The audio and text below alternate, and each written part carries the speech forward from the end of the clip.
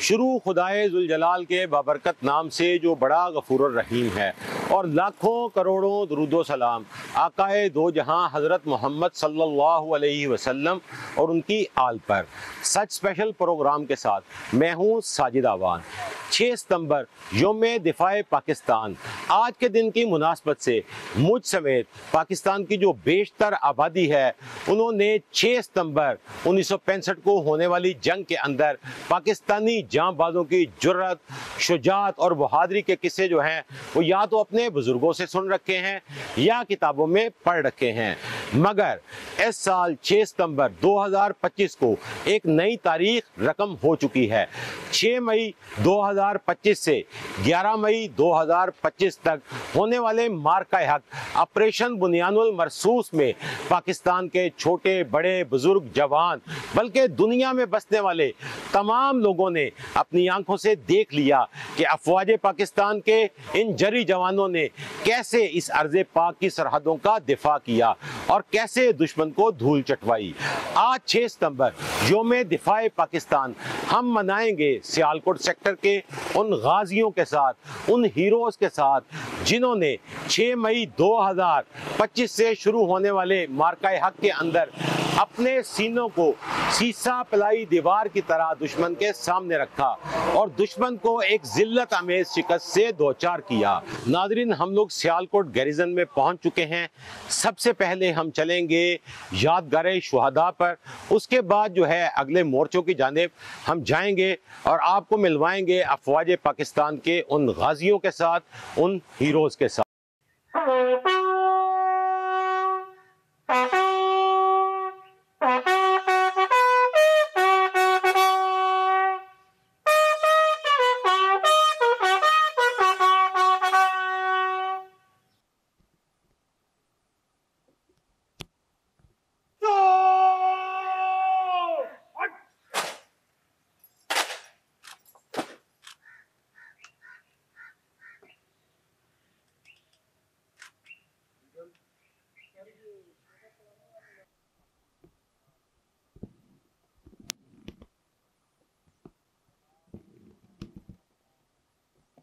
वसल्लल्लाहु तआला अला रसूल खैर खल्किही मुहम्मद व अला आलिहि व सहबिहि अजमाइन बिरहमतिका या।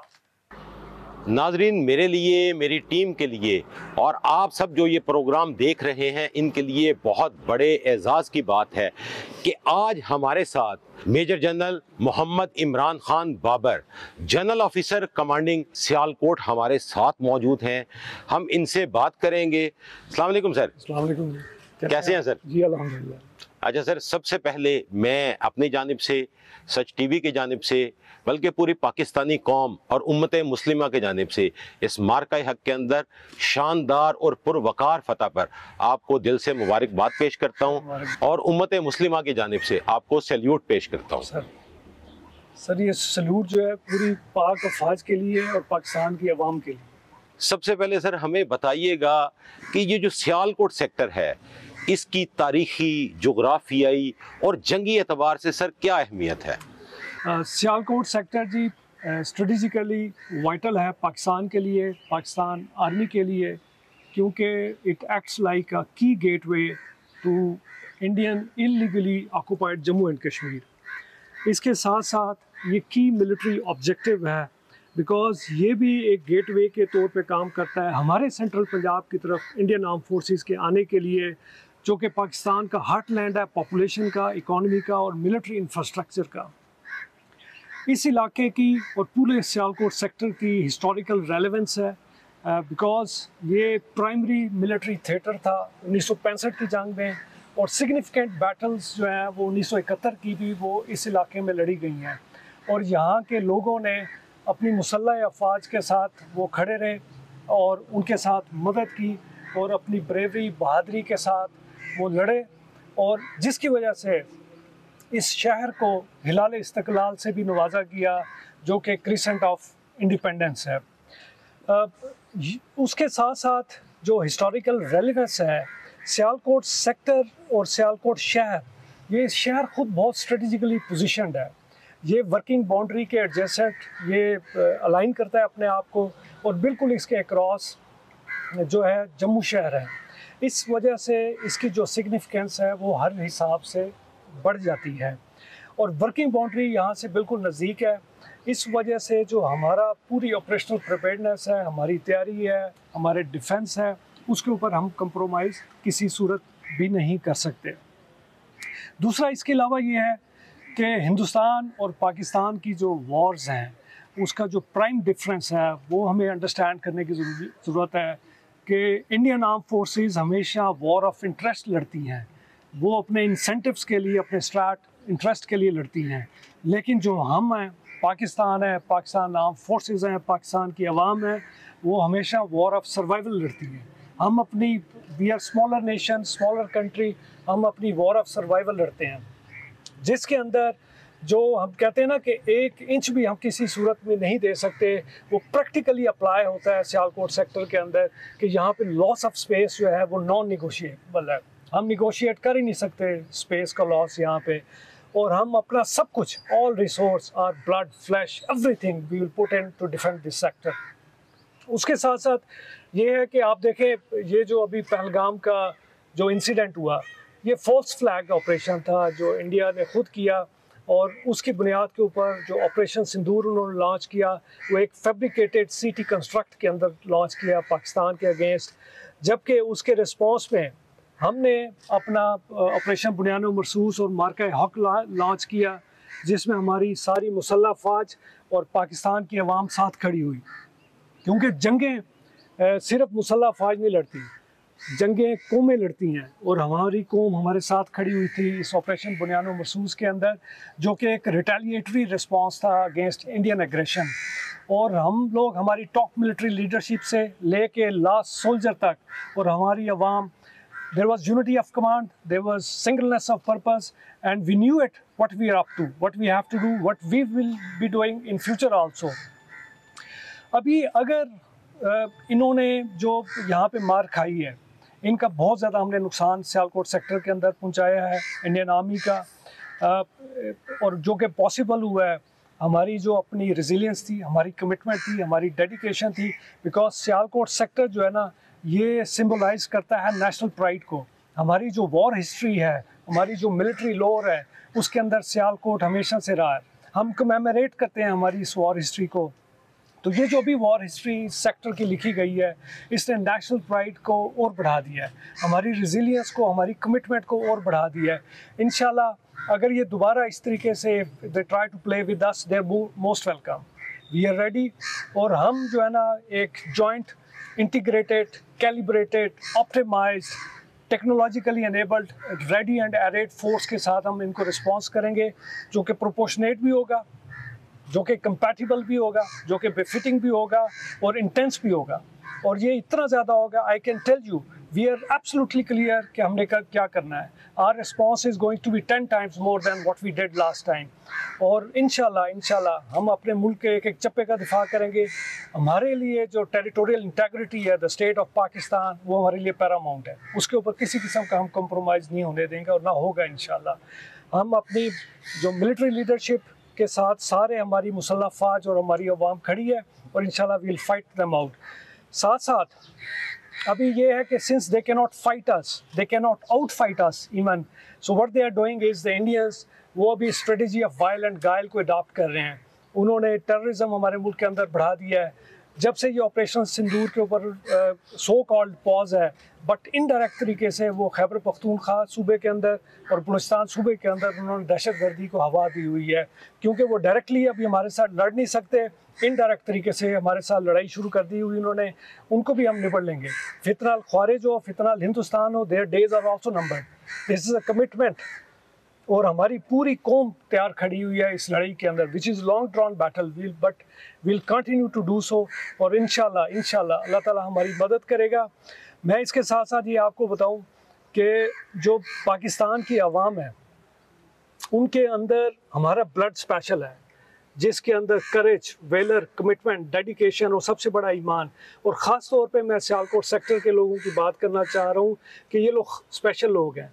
इनके ब्लड के अंदर वफा है, इनके जीन्स के अंदर वफा है।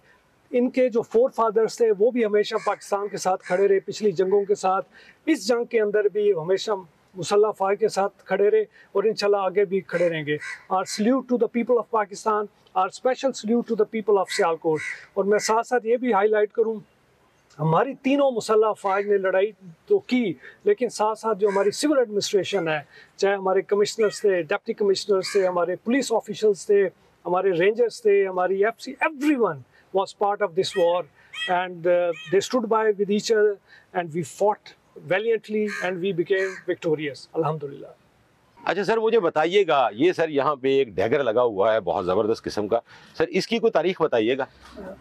इस डैगर का ये है कि जी चूँकि सियालकोट सेक्टर की सिग्निफिकेंस पाकिस्तान के लिए बहुत वाइटल है। इस सेक्टर की जो बैटल्स हैं, उनका जो आउटकम्स है, वो पाकिस्तान की जंगों पे मुस्बत असरात डालता है। यहाँ की जंगों की जो फतह है वो डायरेक्ट पाकिस्तान की फतूहात से लिंक है। इसलिए इस सेक्टर के अंदर जो भी जनरल ऑफिसर कमांडिंग आता है, वो जिस दिन कमांड टेक ओवर करते हैं उसी दिन पहले दिन जाके वो डैगर को स्ट्राइक करता है ज़मीन के अंदर और वहाँ पे खड़ा होकर एक सॉलम प्लेज लेता है, एक अहद करता है कि अल्लाह ताला उसकी मदद फरमाए उसकी कमांड में और Sialkot will be defended at all cost. इंशाल्लाह वो एक अहद करता है और दुआ करता है।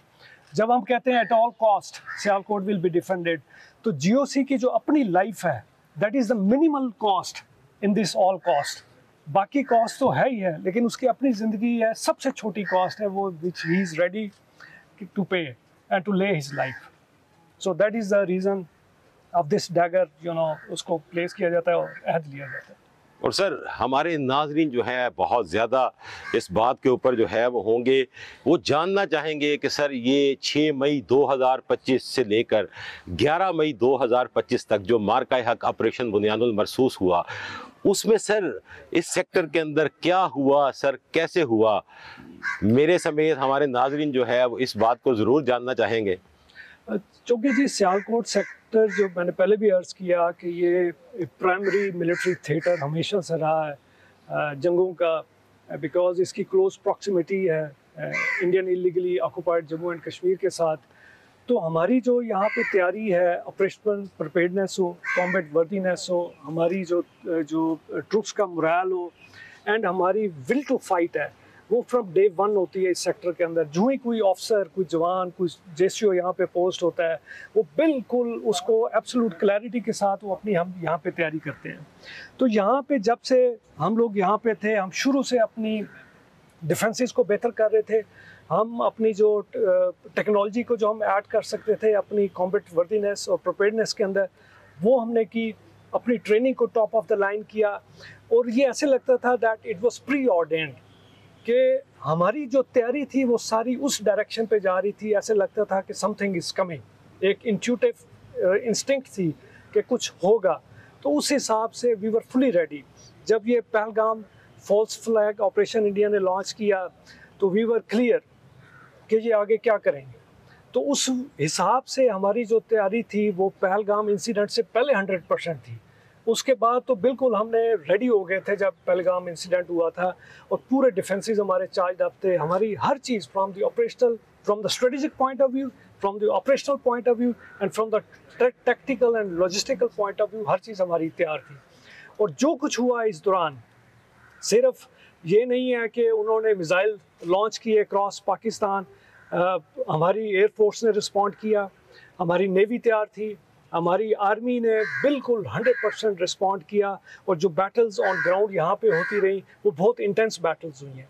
6 तारीख से लेके 10 मई तक इंटेंस बैटल्स हुई हैं और हमने बिल्कुल कंपैटिबल, प्रोपोर्शनेट और इंटेंस रिस्पॉन्स उनको दिया। उनको हैवी कैजुअल्टीज़ उनको इन्फ्लिक्ट की और बहुत लॉसेस किए। यहाँ पे मैं सबसे इम्पोर्टेंट चीज़ जो हाईलाइट करना चाहता हूँ वो ये है कि हमने सिर्फ और सिर्फ मिलिट्री टारगेट्स को एंगेज किया, वेयरएज़ जो इंडियन आर्मी थी उसने हमारे विलेजेस के ऊपर भी बम्बार्डमेंट की। बिकॉज ना ही हमारा मज़हब सिखाता है ये बात, सिविलियंस को एंगेज करना जंग के दौरान, ना हमारी मिलिट्री सिखाती है, ना हमारी कौम और मुल्क हमारा सिखाता है। तो हमने अपना बुनियादुल मरसूस सिर्फ और सिर्फ मिलिट्री टारगेट्स को एंगेज किया है और उनको लॉसेस पहुँचाए हैं। अरे सर, जिस तरह से आपने डिटेल से एक्सप्लेन किया सर, मैं एक ज़रूर सवाल जो है वो हमारा जो है एक मखसूस जिसको मकतबा फ़िक्र कह सकते हैं या आवाम की जानिब से जो है, जो आपने बात की 6 से 10 मई तक, आम अवामी ख्याल रहा कि 6 मई से 10 मई तक अफवाज पाकिस्तान डिफेंसिव मूड पर थे। इस हवाले से सर आप क्या कहेंगे? देखिए, मैं आपको एक बात क्लियर करूं, जो अग्रेशन है वो हिंदुस्तान ने की।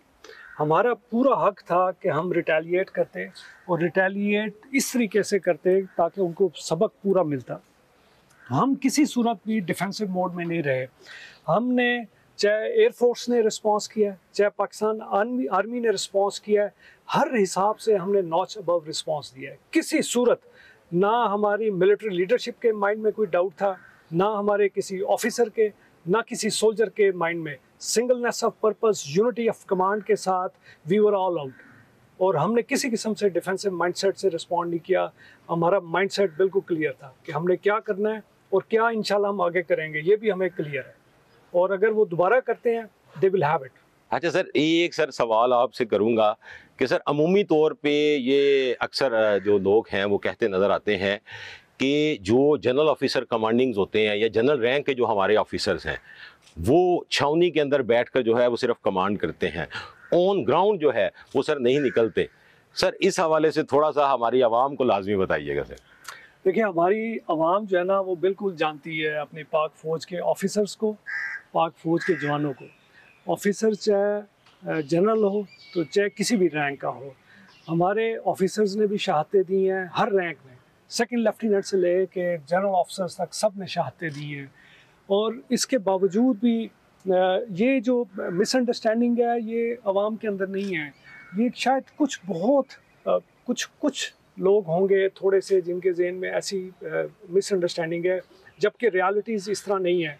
हमारे तमाम ऑफिसर, जनरल ऑफिसर से लेके टॉप मिलिट्री लीडरशिप से नीचे तक, everyone was in the field. ये हो नहीं सकता, हम कमांड नहीं कर सकते जब तक till the time we stand by our soldiers.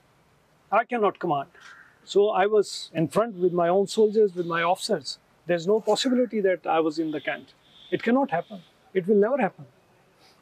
नाज़रीन, जैसा कि आपने major general Mohammad Imran Khan Babar, general officer commanding 15 division Sialkot की बातें सुनी, मैं इस मौका पर यह ज़रूर कहूँगा उन खुद साख्ता फ़िलासफ़रों से जो आए दिन सोशल मीडिया पर बैठकर अफवाज पाकिस्तान के ख़िलाफ़ मनफी प्रोपोगंडा करने में सरगर्म थे, उन नाम नहाद दानिश्वरों की ये सारी बातें सुनकर चीखें तो ज़रूर निकल रही होंगी, जिन्होंने हर मुमकिन कोशिश की कि वो लोगों को मिसगाइड करें कि हमारे जो अफवाज हैं वो अब अपना उस तरह से नाकाम कर पा रही हैं और हमारी अफवाज जो है अब जंगी सूरत हाल के अंदर उस तरह से ना जंग लड़ सकती हैं।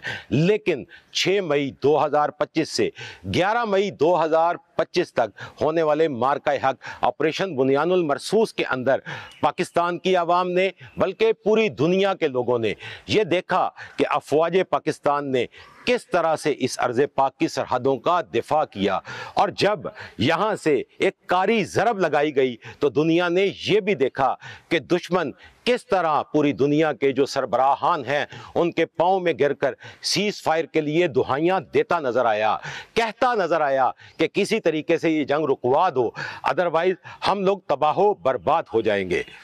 सर, आज 6 सितंबर यौम दिफाए पाकिस्तान के मौका पर सर आप क्या पैगाम देना चाहेंगे? 6 सितंबर का जो पैगाम है मैं 2 हिसाब से देना चाहता हूँ। पहला पैगाम हम अपनी कौम के लिए और मुसल्लह फ़ौज के लिए, क्योंकि 6 सितंबर पाकिस्तान की हिस्ट्री का एक बहुत इम्पॉर्टेंट डे है। हम लोग हर साल कमेमोरेट करते हैं इस दिन को सिर्फ इस रीज़न की वजह से कि जो कि वेलर, करेज और जो फियर्स रेजिस्टेंस हमारी कौम ने दिखाई मुसल्लह फ़ौज के साथ खड़े होके और अपने मुल्क का दिफा किया और हम विक्टोरियस हुए उस वॉर के अंदर, उसको हम कमेमोरेट करते हैं।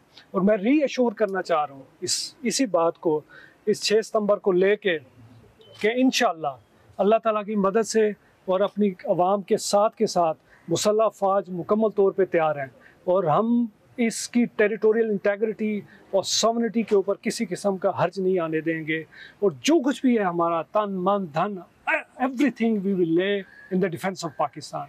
ये है पहला मैसेज। दूसरा message as an officer of Pakistan army, मैं इंडियन आर्मी को देना चाह रहा हूँ कि you guys had it during Marka Haq and Bunyano Marsoos. We are ready to take you on again. If you try to play with us, you're most welcome. But we are ready. And this time the response is going to be 10 times more. Our top military leadership, every soldier in Pakistan Army is absolutely clear that what we are supposed to do, what we are to do, what we have to do, what we will be doing it. You should have no doubt in it that what Pakistan Armed Forces and how they are going to respond. We will respond in an effective manner. So you will learn those lessons that you will not be able to play these games again with us. Thank you. नाज़रीन, जैसा आपने सुना कि मक्कार जो हिंदू बनिया है उनके लिए जो सर ने पैगाम दिया है कि जितनी दफ़ा आपका दिल चाहे आप ट्राई करके देख लो, इंशाल्लाह यहाँ से आप फ़ौज पाकिस्तान की जानिब से फिर ऐसा मुंह तोड़ जवाब मिलेगा कि आपकी नस्लें याद रखेंगी। सर सर यहाँ से मेरी ख्वाहिश है कि सर मैं अगले मोर्चों की जानिब भी रवाना हूँ, ताकि जो सर जवान वहाँ पे जवान मर्दी के साथ, शुजात के साथ सर इस मार्का हक के अंदर जिन्होंने अपने जानों के नजराने पेश किए, ख़ुद को इस सरजमीन के लिए पेश किया, मैं उनसे भी मुलाकात करूँ और उनसे बातचीत करूँ। इंशाल्लाह जी, ज़रूर। Welcome. Thank you so much. Thank you. जी नाज़रीन, हम इस वक्त जो है अगले मोर्चों पर पहुंच चुके हैं और यहाँ पर हमारे साथ जो है यहाँ के ब्रिगेड कमांडर मौजूद हैं, जिन्होंने 6 मई 2025 को शुरू होने वाले मार्का हक ऑपरेशन बुनियानुल मरसूस के अंदर इस सेक्टर के अंदर ब्रिगेड कमांड की और इन्होंने ख़ुद से इस जंग के अंदर हिस्सा बनकर दुश्मन से जो है इस अर्ज़े पाक की सरहदों का ना सिर्फ दिफा किया बल्कि दुश्मन को इस तरह से सबक सिखाया कि दुश्मन की आने वाली नस्लें याद रखेंगी। अस्सलाम वालेकुम सर। वालेकुम सलाम, कैसे हैं? खैरियत से आप? और ठीक है सर, अल्लाह का शुक्र। हम आपको वेलकम करते हैं सियालकोट सेक्टर के अगले मोर्चों में और अब आपको दिखाते हैं सारा सेक्टर और इंशाल्लाह आपको हम ब्रीफ करते हैं कि ये जो ऑपरेशन था बुनियानुल मरसूस मार्का हक के अंदर, ये कैसे हमने इसको सर अंजाम दिया कामयाबी के साथ। जी नाज़रीन, अभी जो है यहाँ पर हमें आज जो है वो ऑपरेशन बुनियानुल मरसूस के हवाले से पूरी डिटेल के साथ हम आप तक जो है वो सारी बात पहुँचाएंगे उन्हीं हीरोज़ की ज़ुबानी जिन्होंने इस मार्का हक के अंदर जो है ख़ुद फिज़िकली जो है इस जंग का जो लोग हिस्सा रहे। सर आप बताइएगा कि 6 मई 2025 से 11 मई 2025 तक यहाँ पर क्या सूरत हाल थी? डिटेल्स कुछ आपसे जियो ने शेयर की हैं और उसमें उन्होंने डिटेल इन्वायरमेंट का आपको बताया है कि क्या माहौल था। मैं तो चूँकि सियालकोट का जो नॉर्थ का इलाका है उसका ज़िम्मेदार हूँ, उसकी दिफा का ज़िम्मेदार हूँ, तो मैं अपने ब्रिगेड के एरिया के हिसाब से आपको बताना चाहूँगा। हमारा जो ऑपरेशनल तैयारियाँ हैं, जैसे कि आपको पता है कि पूरा साल जारी रहती हैं, बिकॉज़ हमारा दुश्मन जो है एक मकार है, हमला करने की एक हिस्ट्री है और वो भी छुप के हमला करने की हिस्ट्री है। उस हिस्ट्री को देखते हुए जब ये पहलगाम ऑपरेशन जो इन्होंने पहलगाम इंसिडेंट का फॉल्स फ्लैग ऑपरेशन हुआ, तो उस दिन से ही हम ज़हनी तौर पे और जिस्मानी तौर पे हम तैयार थे। हमने जो दुश्मन के बारे में जो हमें इंटेलिजेंस रिपोर्ट्स आ रही थी, उसकी मूवमेंट के बारे में रिपोर्ट्स आ रही थी और दुश्मन की हर चाल का हमें पता चल रहा था कि वो अपनी फोर्सेस किस जगह पे और कितनी फोर्सेस जो है वो मूव कर रहे हैं। इन तमाम इंटेलिजेंस रिपोर्ट्स को देखते हुए हायर कमांडर की डायरेक्शंस और ऑर्डर्स के हिसाब से हमने अपना जो दिफा था उसको मजबूत किया मज़ीद और उनके हुक्म के मुताबिक, GOC के ऑर्डर्स के मुताबिक हमने अपने जो दफाई जो सेफ गार्ड्स थे उसको इमीडिएटली हमने लिए। दुश्मन ने 6 मई से पहले मैं बताता चलूँ 28 और 29 अप्रैल की रात को दुश्मन ने नहायत मकारी का सबूत देते हुए जिसका हमें अच्छी तरह अंदाज़ा था, हमारी जो एक पोस्ट है दरिया चनाब पे उसके ऊपर शदीद फायरिंग शुरू की। उस हमले में उन्होंने हर तरह का हथियार इस्तेमाल किया और उसका जवाब हमने इतना ज़बरदस्त तरीके से, हमारे जो जवान थे, हमारे अफसर साहबान थे उधर, JCO साहबान थे, उन्होंने इतना बहादुरी से दिया कि दुश्मन की जो वेपन्स थे और जो दुश्मन की जो फायरिंग थी उसको दुश्मन को मजबूर होना पड़ा बंद करने में। और उसके बाद दुश्मन ने 6 मई तक किसी किस्म की कोई हिम्मत नहीं की दोबारा फायर करने की। ये पहला इंसिडेंट हुआ फॉल्स फ्लैग ऑपरेशन जो पहलगाम का था उसके बाद। इन द मीन वाइल चूँकि हमारे पास लगातार दुश्मन की हर मूव की खबर आ रही थी, हमें पता चल रहा था कि दुश्मन की क्या इंटेंशंस हैं, और दुश्मन का पुराना जो रिकॉर्ड है जिसमें हमेशा दुश्मन ने तमाम अदवार में और तमाम जंगों में मकारी के साथ छुप के और हमें ज़रब लगाने की कोशिश की है, जिसमें हमेशा वो नाकाम हुआ है। तो उस तारीख़ को देखते हुए हमने जो है दुश्मन के हिसाब से अपनी प्लेसमेंट ऑफ ट्रुप्स, वेपन्स और जितने भी हमारे रिक्विजिट सिक्योरिटी के जो सेफ गार्ड्स थे वो हमने ले लिए थे। इन द मीन वाइल हमने जो इलाके में, चूँकि आपको पता है कि ये इलाका ऐसा है जिसमें हमारी बहुत ज़्यादा आबादी भी है, हमने अपने जो लोकल जो सिटीजन्स थे, इधर की आवाम थे, पॉपुलेशन थी, उनको भी ख़बरदार किया और उनको मदद की अपने इलाके से सेफ़ जगह पे जाने में। एक चीज़ मैं बताता चलूँ कि 6 मई से पहले आवाम जो थी उन्होंने ना सिर्फ हमारे साथ खड़ी थी, उन्होंने इवन के जाने से भी इनकार कर दिया। उन्होंने कहा कि जी हम शहीद होंगे तो आपके साथ होंगे, हम लड़ेंगे आपके साथ लड़ेंगे, और हम अपना इलाका छोड़ के नहीं जाएंगे। हम फ़ौज के साथ पहले भी खड़े थे, तमाम जंगों में खड़े थे, और इस जंग में भी हम आपके साथ खड़े होंगे। ये जज्बा इतना ज़बरदस्त था, इस जज्बे की वजह से जो हमारा मोराल वैसे भी हमेशा हाई रहता है वो 4 गुना और बढ़ गया। और मैं आपको यकीन दिलाऊं कि उन्होंने हमारा साथ नहीं छोड़ा। हालांकि हम उनको बताते रहे कि आप अपने घर बाहर, क्योंकि हमें खदशा इधर रहता है, और हुआ भी है कि दुश्मन जब भी वार करता है तो वो फ़ौजी पोस्टों के अलावा सिविल आबादी को निशाना बनाता है, और इस दफ़ा भी दुश्मन ने फ़ौजी आबादी को जानबूझ के निशाना बनाया, जिसमें हमारी को सिविलियन की शहादतें भी हैं। लेकिन उनका जज्बा ईमानी कम नहीं हो सका, जिसकी वजह से हम फ़ौजियों को, जिनका तो ये फ़र्ज़ है इस दुश्मन के ख़िलाफ़ लड़ना और अपने वतन की हिफाजत करना, उनका जज्बा जो है वो 4 गुना, जैसा मैंने बताया है, कि वो बढ़ गया। अच्छा सर, ये बताइएगा कि 6 मई के बाद जो है यहाँ पे जब जो दुश्मन है उन्होंने ड्रोन्स वगैरह भिजवाने शुरू किए, उस वक़्त यहाँ पे क्या सूरत हाल थी, क्या मनाज़र थे? हमें देखें, दुश्मन की ना अल्हम्दुलिल्लाह तमाम जो उसके पास वेपन्स हैं, इक्विपमेंट है, उसकी जो इंटेंशंस हैं या कैपेबिलिटीज़ हम कहते हैं फ़ौजी ज़ुबान में, मिलिट्री कैपेबिलिटीज़, उसका हमें बखूबी अंदाज़ा है, और उसके काउंटर मेजर्स और हमने लिए भी हुए थे। जब 6-7 मई की रात थी, दुश्मन ने लॉटरिंग एमुनिशंस और क्वाडकॉप्टर्स जो है और ड्रोन्स अपने इलाके से निकाल के हमारे इलाके में, सियालकोट में, ये जो ऊपर नॉर्थ सियालकोट है, कोटली लोहारा और बाकी जगहों पे हमारे मिलिट्री टारगेट्स के ऊपर भेजे। उनकी नीयत ये थी कि उनको मिलिट्री और सिविलियन जो भी टारगेट नज़र आए जिसमें ज़्यादा नुकसान हो, वो उन्होंने इंगेज करना था। अल्हम्दुलिल्लाह हमारे जवान, हमारी पोस्टें, हमारी यूनिटें बिल्कुल तैयार थी। हमें इस चीज़ का इदराक भी था कि वो दुश्मन ये हरकत करेगा, और हमने उनके 9 से ज़्यादा जो ड्रोन्स थे और लॉटरिंग एमुनिशंस थे वो हमने पहली रात को मार गिराए, जिसकी वजह से दुश्मन किसी टारगेट पे, वो फ़ौजी हो या उस सिविलियन जो टारगेट को वो हिट करना चाह रहे थे, जो कि एक जिस तरह आपको पता है कि हमारी मस्जिदों पे उन्होंने अटैक किए, हमारी मस्जिदों पे उन्होंने मिसाइल मारे और उनको शहीद किया, तो वो किसी जगह पे वो उस टारगेट पे अपने ड्रोन्स को, लॉटरिंग एमुनिशंस को नहीं पहुंचा सके। जी बिल्कुल सर, ये तो सारी दुनिया ने देखा कि सियालकोट सेक्टर के अंदर जितने भी ड्रोन्स आए कोई भी अपने हदफ तक नहीं पहुंच सका। अफवाज पाकिस्तान के जो हमारे जाबाज हैं, इन्होंने बिल्कुल उनको ऐसे सराउंडिंग एरिया के अंदर जहां पे किसी किस्म का नुकसान ना हो वहां पे उनको हिट किया और उनको तबाह कर दिया। अच्छा सर, मुझे थोड़ा सा सर जो है ये जो आपका नॉर्थ एरिया है, इस हवाले से सर थोड़ा सा मुझे जोग्राफियाई एतबार से और जो जंगी एतबार से जो अहमियत है इस बॉर्डर की, सर उसके हवाले से मुझे कुछ बताइएगा। साजिद साहब, मैं आपको चाहूँगा कि आप मेरे साथ ऊपर की तरफ वेंटेज पॉइंट पे जाएं, और वहाँ से मैं आपको ये सारा इलाका ख़ुद दिखाना चाह रहा हूँ, ताकि आपको उस और आपकी जो व्यूअर्स हैं जो इस प्रोग्राम को देखेंगे उनको क्लियर अंडरस्टैंडिंग हो जाए कि ये इलाका फ़ौजी लिहाज से कितना ज़रूरी है।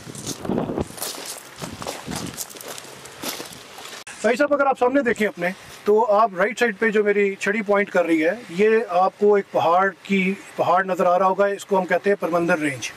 ये Indian illegal occupied Jammu and Kashmir का एरिया है, और इस पहाड़ की जो अगर आप देखें बेस में पूरा आपको एक बिल्डअप एरिया नज़र आ रहा है, ये बिल्डअप एरिया है जम्मू।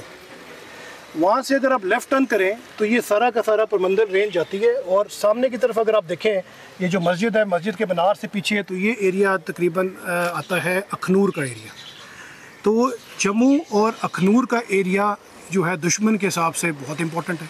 अब हमारा जो ब्रिगेड का एरिया है और उसकी सिग्निफिकेंस जो आपने बात की थी वो इसलिए इम्पोर्टेंट है कि मेरे एरिया से अखनूर जो है वो सिर्फ 6 किलोमीटर पे है, और जम्मू जिससे मैंने बताया 26 किलोमीटर पे है।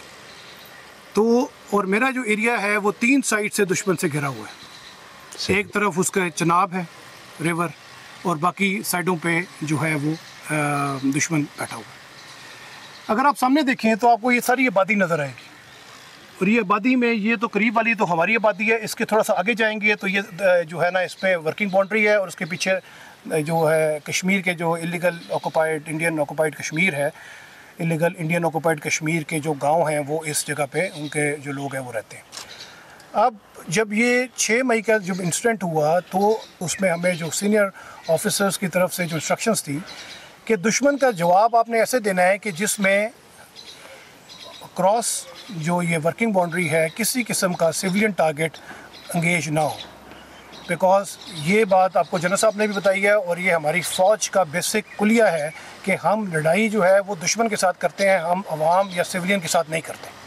तो अल्हम्दुलिल्लाह पूरी लड़ाई के अंदर हमने एक घर भी या एक सिविल जगह भी हमने टारगेट नहीं की, और उसकी वजह ये थी कि हमारे माशाल्लाह जवान जो हमारे अफसर साहबान जो पोस्ट पे थे, हमारे JCO साहबान थे, वो सारे फुली ट्रेंड हैं। हमारे आर्टिलरी हो या मोटर हो, वो तमाम का तमाम इंडिया की फ़ौजी पोस्टों पे हिट हुआ है, लेकिन सिविलियन टारगेट्स अल्हम्दुलिल्लाह हमने बिल्कुल ना हिट किए हैं और ना हमारी वो तरबियत में शामिल है। लेकिन इंडिया ने, जैसा मैंने पहले बताया, हमारे जानबूझ के जो सिविलियन इंफ्रास्ट्रक्चर था उसको डैमेज किया।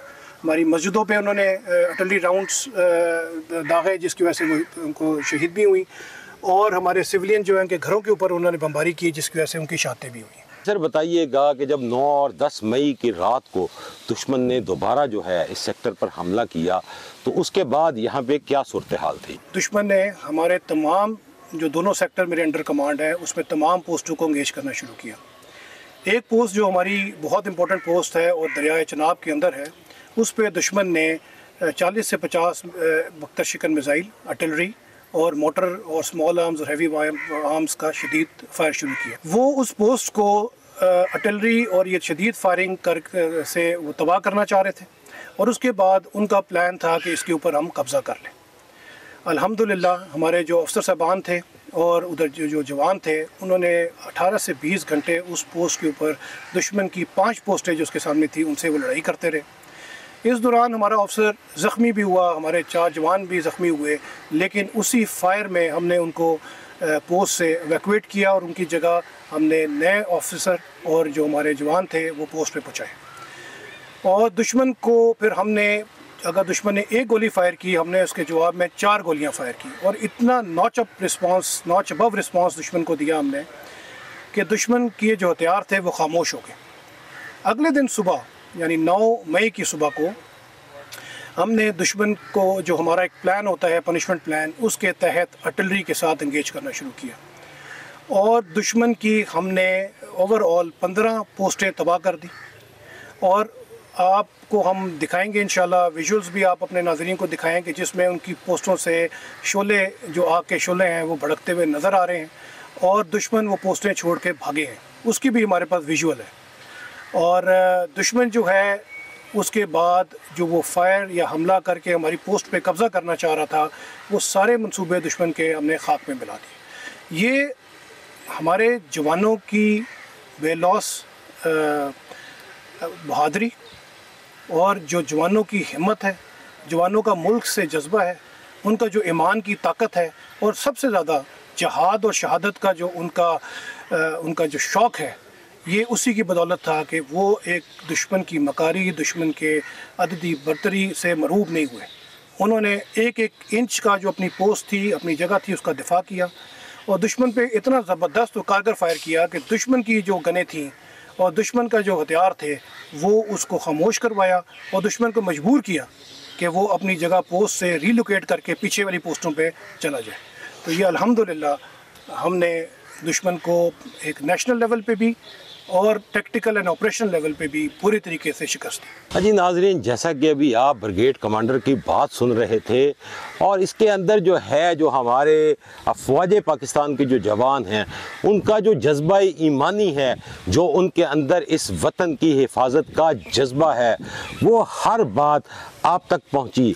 कितना ज़बरदस्त जो है दुश्मन ने जब हमला किया हमारी एक पोस्ट के ऊपर, उनकी 5 पोस्टों से मुसलसल 18 से 20 घंटे तक बमबारी भी होती रही, लेकिन हमारे जवान 1 इंच भी नहीं हिले, बल्कि उस पोस्ट से जब जवाबी फायर किया गया तो दुश्मन की जो 15 पोस्टें हैं उन्हें तबाह बर्बाद कर दिया गया।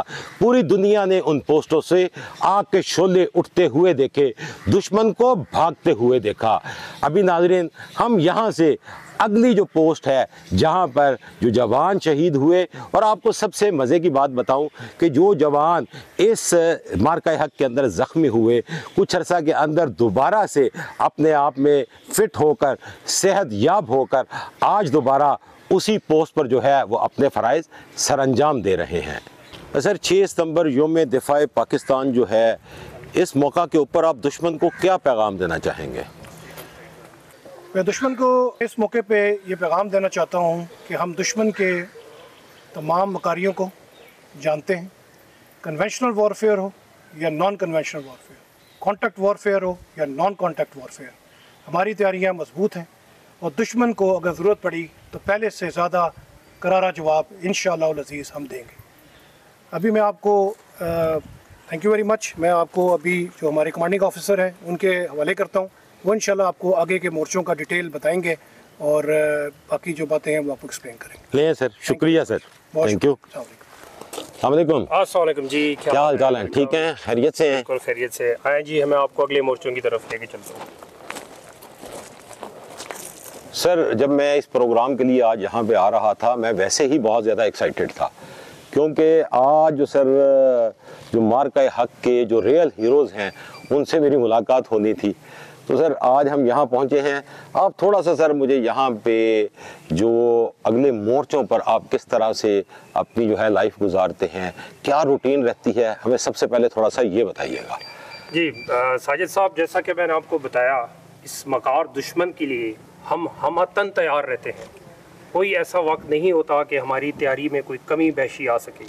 इसका अमली जामा आप ये देखें मेरे दाएं जानिब, ये एक टनल, फायरिंग टनल है जो हमने अगले मोर्चों में बनाई हुई है, और इसका मकसद सिर्फ ये है कि हर वक्त फायर करते रहें, और जब कोई ऐसा अमल आए जिस तरह के मार्का हक के दौरान हुआ और इन्होंने ऐसा ही फायर किया, और ये मैं आपको बड़े मुतमईन तरीके से कहता हूँ कि जब भी ऐसा मौका आता है इनकी गोली ज़ाया नहीं जाती, बल्कि दुश्मन के हदफ को तबाह कर देती है। इसका जज्बा मैं अभी आपको आए अपने एक अफसर से मिलाता हूँ जो इस मार्का हक में ज़ख्मी हुए। आप उनका जज्बा देख के हैरान रह जाएंगे कि तैयारी और मुस्तैदी किसे कहते हैं। अस्सलाम वालेकुम। वालेकुम सलाम। क्या हाल चाल है? अल्हम्दुलिल्लाह, आप कैसे? ठीक है, अल्लाह का शुक्र। मैं तो देख के हैरान हो रहा हूँ कि अभी तो आपके बैंडेज हुई है और आप इस वक्त यहाँ पे अपने फ़राइज़ सरअंजाम दे रहे हैं। जी बिल्कुल, जैसे कि आपको मालूम है मैं एक पोस्ट कमांड कर रहा था, तो उस पर इस तरह हुआ कि 29 अप्रैल को रात के वक्त दुश्मन ने अचानक पोस्ट पे फायर खोल दिया। तो पहले तो मैंने अपने बंदे सेव किए, उसके बाद मैंने ऑर्डर्स लेके जवाबी कार्रवाई शुरू की उन पर। मेरे पास जितनी भी अवेलेबल वेपन्स थे पोस्ट पे, उसी के थ्रू मैंने उनको फ़ायदी जवाब दिया, जिसकी वजह से दुश्मन का फायर बंद हो गया। इसके बाद जिस तरह के मार्का हक जब स्टार्ट हो गया तो उसमें रात को तकरीबन 8 बजे दुश्मन ने छोटे और बड़े हथियारों के साथ पोस्ट पे हमला किया। इसके बाद ऊपर से अहकामात लेके मैंने अपने सारे वेपन्स का भरपूर इस्तेमाल किया, जिसकी वजह से दुश्मन इस बात पे आ गया कि उनको फायर बंद करना पड़ा। हमने जितने भी उनको फायर किया उसकी वजह से उनकी 3 पोस्टें जो है वो हमारे सामने जितनी भी उनकी 3 पोस्टें थी वो जल के राख हो गई। इसी असना में मैं जबकि आगे बंकर्स में कमांड कर रहा था, बंकर्स में, तो मैं राइट से लेफ़्ट बंकर में जा रहा था। इसी तरह क्राल में मैं था कि एनिमी का एयर ब्रस्ट आ गया मेरे ऊपर, जिसकी वजह से मैं और मेरे 3 जवान जो है वो मौके पर ही ज़ख्मी हो गए। हमने निज़ाम की परवाह ना करते हुए दुश्मन की फायर का जवाब देते रहे। अजी नाजरीन, ये हैं जज्बात, ये है हमारी पाक फौज, ये हैं हमारे ऑफिसर्स। जो लोग हमारे ऑफिसर्स के लिए या पाक फौज के लिए सोशल मीडिया पर मनफी बातें करते नज़र आते हैं, आज उन्हें इस बात का मेरा ख्याल है बहुत करारा जवाब मिल चुका है कि अफवाज पाकिस्तान का चाहे कोई आम सिपाही है या कोई ऑफिसर, हर कोई अपनी जान हथेली पर रखकर इस अर्ज़े पाक के दिफा के लिए अपनी जानों का नजराना पेश करने के लिए हमा वक्त तैयार है। अच्छा सर, मुझे ये बताइएगा कि जैसे कि हमारे ऑफिसर बता रहे थे कि उस वक्त जो है जब इनको फायर लगा तो सर उसके बाद क्या हमारा लाया अमल था? साजिद साहब, मैं आपको बताता चलूँ, मैं बहुत मुतमईन था क्योंकि मेरे पास इस जैसे बहादुर अफसर जवान उस पोस्ट पे मौजूद थे। लेकिन हाँ, ये मैं आपसे नहीं बात छुपाऊँगा क्योंकि ये ज़ख्मी हो चुका था।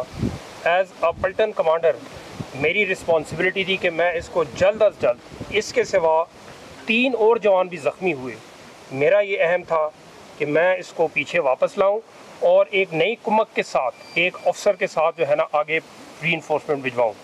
जबकि मैंने इसको बताया कि आप जो है ना पोस्ट छोड़ के पीछे आ जाएं, ये ज़ख्मी था और इस ज़ख्मी होने के बावजूद इसने कहा कि मैं नहीं जाऊँगा क्योंकि ये वो मुश्किल वक्त है।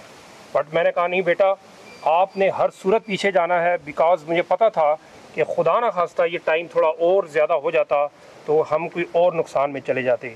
और जब मैंने उस रीइंफोर्समेंट को पूछा, हाँ जवानों, कौन कौन जाने के लिए तैयार है, तो मैं आपको बता नहीं सकता कि इतने लोगों ने हाथ खड़ा किया और कहा कि हम हैं जो आगे जाएंगे। अब पोस्ट की नज़ाकत को देखते हुए और उसकी रीइंफोर्समेंट की कैपेसिटी को देखते हुए फिर मुझे डिसाइड करना पड़ा कि मैं सबको नहीं भेज सकता। फिर मैंने एक अफसर और चंद नफरी के साथ उनको ऑर्डर दिया, वो उन्होंने दरिया पास किया। ना ही कि वो सिर्फ आर्टिलरी के फायरिंग के दौरान जाके उन्होंने पोस्ट की कमान संभाली, बल्कि इसको और इसके अलावा 3 जवानों को भी पीछे जो है ना इनखला किया। चलिए साजिद साहब, हम आपको अभी बिल्कुल अगले मोर्चों की तरफ लेकर चलते हैं। साजिद साहब, आए हम आपको मिलाते हैं कंपनी कमांडर से जिन्होंने मार्का हक के दौरान तमाम पोस्टों पर अपने फ़राइज़ अंजाम दिए। क्या हाल चाल है? सर अल्लाह का शुक्र, आप कैसे हैं sir? First class. Welcome to my company sir. चलें, ज़बरदस्त। मुझे ये बताइएगा कि देखिए आपसे मिल के जो है वो पता चल रहा है कि क्या जज्बात हैं। तो मार्का हक के अंदर जो यहाँ पे आप क्या फ़राइज़ सर अंजाम दे रहे थे और क्या सूरत हाल थी? सर मार्का हक से पहले मेरे कंपनी कमांडिंग ऑफिसर ने मुझे कंपनी कमांडर की रिस्पॉन्सिबिलिटीज़ दी थी, जिसमें जवानों की ऑपरेशन रेडीनेस और ट्रेनिंग को सबसे पहली प्रायोरिटी पर रखा गया। अल्हम्दुलिल्लाह कमांडिंग ऑफिसर्स की डायरेक्शन के मुताबिक और सीनियर्स गाइडेंस के मुताबिक अल्हम्दुलिल्लाह जवानों की जो ट्रेनिंग थी उसको मैंने पहली प्रायोरिटी पर रखा और इनको अल्हम्दुलिल्लाह जिसको हमने एग्जीक्यूट भी कराया मार्का हक में सर। और जवानों के जज्बों को हमेशा हमने पहली प्रायोरिटी पर रख के उनको बुलंद रखा सर, जिसका आप मोर्चों पर जाकर सर इंशाल्लाह आपको देखेंगे, आपको पता चलेगा कि हमारे जवानों के जज्बे कितने बुलंद हैं सर। चले, ज़बरदस्त। अभी हम नीचे चलेंगे, जवानों से बात करेंगे, फिर वापस आते हैं और फिर आप लोगों से जो है वो बातचीत होती है सर।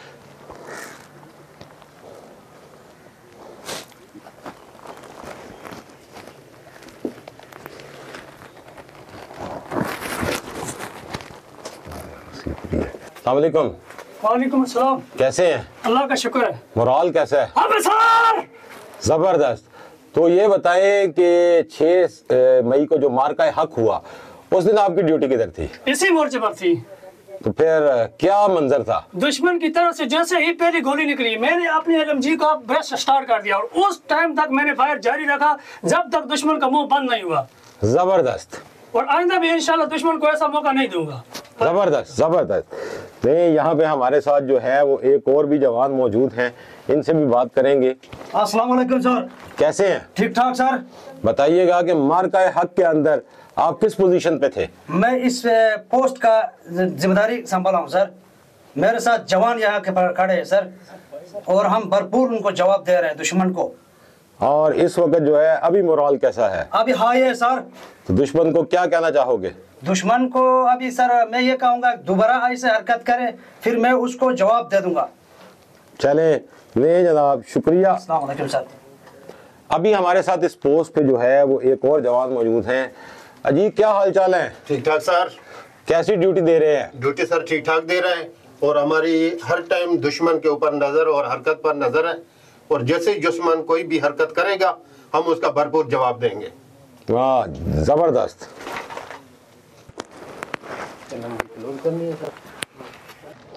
सर एक बात बताइएगा कि सर अगर देखा जाए तो सर आप भी हमारी तरह जो है बिल्कुल एक आम इंसान हैं, लेकिन सर यहाँ बॉर्डर पे जब हम लोग आते हैं हम देखते हैं कि आप लोगों की ना तो हिम्मत कम होती है, ना आपके जज्बे कम होते हैं, ना आप मौत से डरते हैं। इसकी क्या वजह है सर?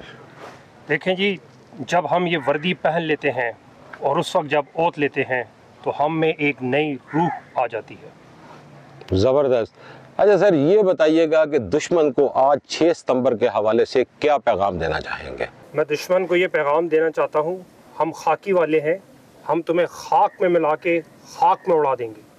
अजी नाज़रीन, जैसा कि अभी आपने अपने गाजियों की, अपने हीरोज़ की बात सुनी, इनके जज्बात देखे, अफवाज पाकिस्तान के जवानों का जज्बा ईमानी देखा, मैं प्रोग्राम के आखिर में सिर्फ दुश्मन को इतना ही कहूँगा कि वो जब जी चाहे, जब उसका दिल करे, वो चाहे रात की तारीकी हो या कोई भी पल हो, वो अगर पाकिस्तान की तरफ मैली आँख से भी देखेगा तो ये जो हमारी अफवाज पाकिस्तान के जरी जवान हैं तो उन्हीं की जुबान में उनका क्रियाकर्म करके इस वतन की मट्टी का दिफा करेंगे, इस वतन की सरहदों का दिफा करेंगे।